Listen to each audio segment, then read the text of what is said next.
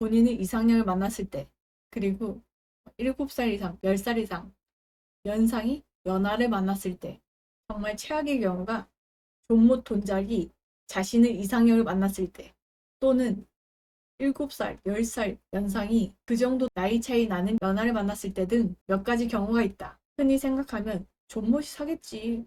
돈 잘 버니까 사겠지. 내 얼굴 보고 온 거 아니야? 그럼 사주는 게 당연하지. 연상이 사겠지. 이런 생각을 갖기도 하지만 정말 개인 성격 차이다.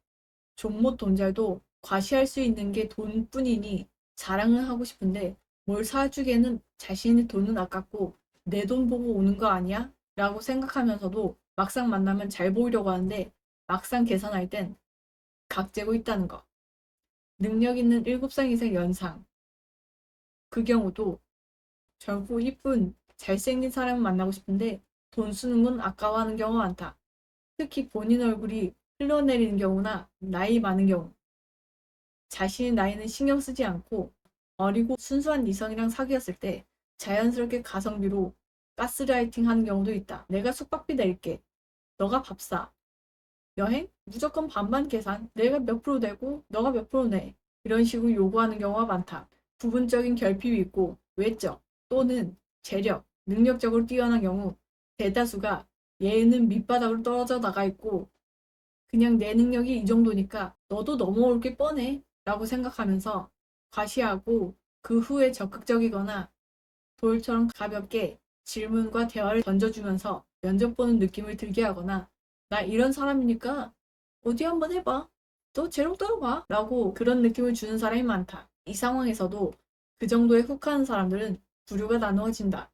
본 능력을 보고 본인 혼자 대가리 꽃밭 회로를 그려서 미래가 그려지니 일단 만나자, 사귀자는 사람. 돈 능력 보고 당장 자신한테 물질적으로 충족시켜 줄 것 같으니까 만나자는 사람. 외적으로 마음에 드는데 능력도 좋네 생각하고 만나자는 사람 등 결국 성격, 외모까지 육각녀, 육각남에 가까운 사람이 아닌 육각 중에 한 부분 또는 한쪽으로 치우쳐진 경우 속물들만 꼬이기 쉽다는 것. 그래서 있는 사람들도 비하하는 경우가 있다. 그러면서 연애 경험이 적은데 재력적으로 치우쳐진 사람이 이상형을 만나서 사귀었을 경우 결국 무언가를 해주게 되고 사귀면서도 돈 보고 사귀는 거 아니야? 라는 생각을 갖고 집착하거나 의심을 갖기도 한다. 경험에 따라 여자들은, 남자들은 이런 식으로 같은 단어를 엮어서 혐오하거나 기피하는 경우도 생긴다.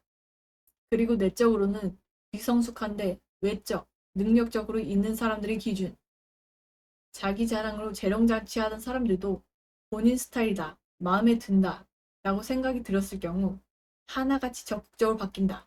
하지만 가볍다. 매우 가볍다.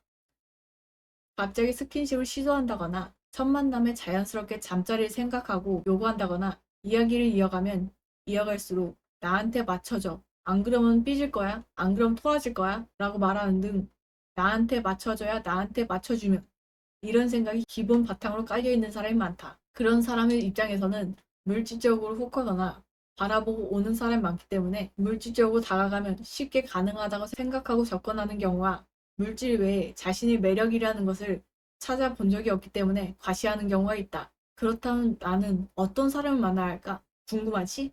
다음 이야기로 넘어갈게.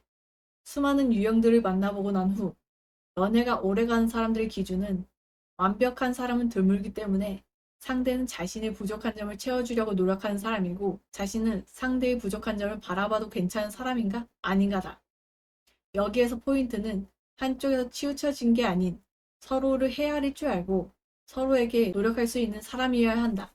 자신은 그럴 수 있는 사람일까? 내가 찾는 사람은 어떤 사람일까? 답을 얻으려면 제일 중요하게 생각하는 부분을 찾아서 순위를 매겨야 한다. 그리고 자신의 제일 부족한 부분을 생각해서 순위를 매겨야 한다.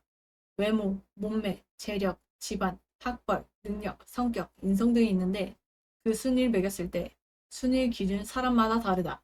나 같은 경우는 인성, 성격, 능력, 재력, 외모, 몸매, 집안 순을 보았고 자신이 부족하다고 생각했던 부분은 재력과 능력이었다. 하지만 내가 말한 그 수준은 인성, 선한, 슬기로운 사람, 성격, 나와 대화가 잘 통하는, 생각 폭이 넓은 사람, 능력, 일에 치우쳐져 있지 않고 일반 생활을 즐길 수 있는 안정적인 사람. 재력은 어느 정도 여유를 즐길 수 있는 사람. 외모는 뽀뽀가 가능한가? 불가능한가? 스킨십이 가능한 사람. 몸매는 보기 부끄러운가? 아닌가? 집안은 시월드가 펼쳐질 것인가? 아닌가? 그 정도의 수준이었어. 그런데 대다수의 사람들의 기준은 그 기준조차 많이 높아. 높은 사람들의 기준은 외모, 존예, 존잘, 몸매, 콜라빵 몸매에 가슴 D컵 이상, 근육질 몸매에 키 큰 사람. 학벌은 똑똑할 것 같아서 현명한 서울대 이상. 재력은 얼마 이상 가지고 있는가? 집안은 얼마나 잘 살고 있는가? 성격은 나한테 맞춰주는 사람. 인성은 그게 뭐지? 이런 생각을 갖고 있는 사람이 상당히 많아. 이상형이 너무 이상적이고 재고 따지는 게 많았던 사람들과 대화해보면 느낀 착오가 있었는데, 성격을 어떻다라는 말을 하는 사람들은 있어도 인성이 어떻다라고 말하는 사람들은 정말 없어. 적극적으로 다가가는 사람들이 그 사람을 보고 성격을 좋다, 매력있다라고 하면서 본인 성격은 자각하지 못해. 그래서 자기 어필을 하지 못하고 자기 능력적으로 과시하는 거야. 그래서 능력에 혹한 사람이 아닌 이상 재미없거나 말수가 없거나 들이대기만 하거나 과시만 하거나 재고 따진다는 느낌을 많이 받아. 그리고 그런 사람들은 실패 후 같은 실수를 반복하기도 해. 그 다음, 학벌과 현명한 것.